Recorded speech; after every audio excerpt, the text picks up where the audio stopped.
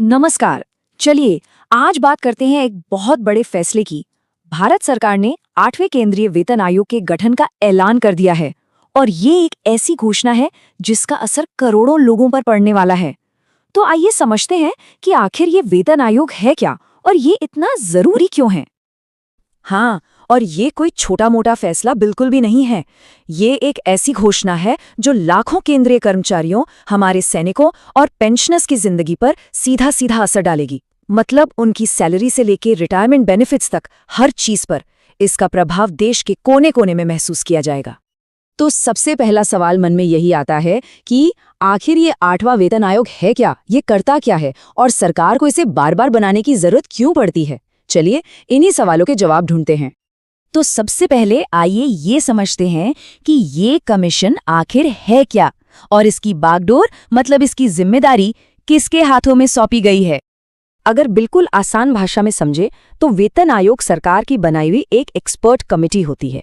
इसका मेन काम होता है केंद्र सरकार के सभी कर्मचारियों की सैलरी, भत्ते और पेंशन के पूरे स्ट्रक्चर को गहराई से जांचना और आज के दौर के हिसाब से उसमें जरूरी बदलावों की सिफारिश करना।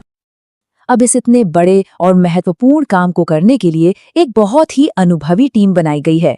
इसकी अध्यक्षता कर रही हैं श्रीमती न्यायमूर्ति रंजना प्रकाश देसाई और उनके साथ हैं प्रोफेसर पुलक घोष और श्री पंकज जैन।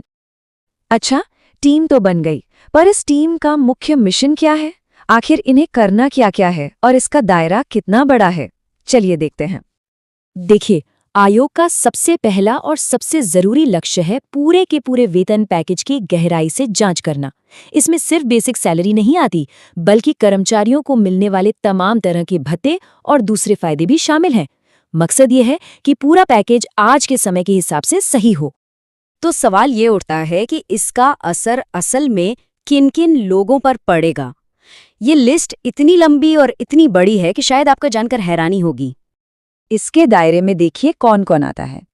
केंद्र सरकार के कर्मचारी तो हैं ही, साथ ही ऑल इंडिया सर्विसेज के अधिकारी, हमारी डिफेंस फोर्सेस के जवान, यूनियन टेरिटरीज के कर्मचारी, यहाँ तक कि सुप्रीम कोर्ट और कुछ हाई कोर्ट के कर्मचारी भी इसमें शामिल हैं। मतलब एक तरह से ये देश को चलाने वाली पूरी मशीनरी को कवर करता है। लेकिन देखिए, आयोग का काम सिर्फ सैलरी तय करना ही नहीं है। इसका एक बहुत बड़ा मकसद ये भी है कि एक ऐसा स्ट्रक्चर बनाया जाए जो देश के सबसे प्रतिभाशाली लोगों को सरकारी नौकरी की तरफ खींचे और साथ ही सिस्टम में काम करने की कुशलता और जवाबदेही को भी बढ़ावा दे। तो जैसा कि हमने बात की, आयोग का काम सिर्फ सैलरी तक ही सीमित नहीं है, ये उससे कहीं ज्यादा गहरा है। तो वेतन के अलावा और किन किन चीजों की समीक्षा की जाएगी? सैलरी के अलावा कमीशन, बोनस स्कीम्स को भी देखेगा ताकि उन्हें परफॉर्मेंस और प्रोडक्टिविटी से जोड़ा जा सके। साथ ही कर्मचारियों को जो कई तरह के अलाउंस मिलते हैं और रिटायरमेंट के बाद मिलने वाले फायदे जैसे कि पेंशन और ग्रेच्युटी, उन पर भी गहराई से विचार किया जाएगा।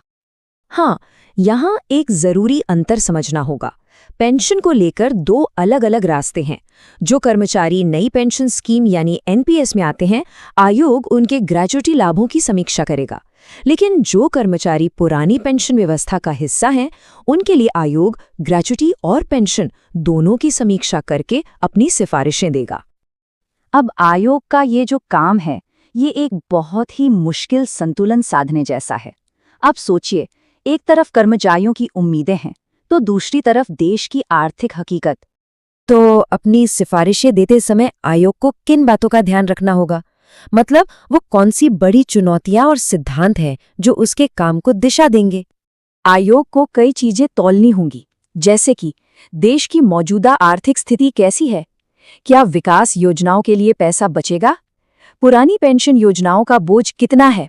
सिर्फ इतना ही नहीं, इन सिफारिशों का असर राज्यों के खजाने पर क्या होगा और प्राइवेट सेक्टर की नौकरियों पर क्या होगा, ये भी देखना होगा। ये वाकई एक बहुत ही जटिल संतुलन है। अच्छा, ये सब तो हो गया, पर अब आगे क्या होगा? इस पूरी प्रक्रिया में कितना समय लगेगा? चलिए जरा इसकी टाइमलाइन को समझते हैं। इस पूरी प्रक्रिया के लिए एक नंबर बहुत अहम है, 18। जी हाँ, 18 महीने। आयोग को अपने गठन की तारीख से ठीक 18 महीनों के अंदर अपनी सारी सिफारिशें सरकार को सौंपनी होंगी। तो आगे का रास्ता बिल्कुल साफ है। आयोग के बनने के बाद अगले 18 महीने तक विचार विमर्श होगा, डेटा इकट्ठा किया जाएगा, उसका विश्लेषण होगा और फिर मई 2027 तक अंतिम रिपोर्ट और सिफारिशें सरकार को सौंप दी जाएंगी। तो आखिर में सबसे बड़ा सवाल यही है कि ये सिफारिशें सार्वजनिक सेवा के भविष्य को और भारत की अर्थव्यवस्था को आखिर किस दिशा में ले जाएंगी। इसका जवाब तो आने वाला वक्त ही देगा, लेकिन एक बात तो तय है कि इसका असर बहुत गहरा और बहुत दूर तक जाने वाला होगा। इस पर सबकी नजरें बनी रहेंगी।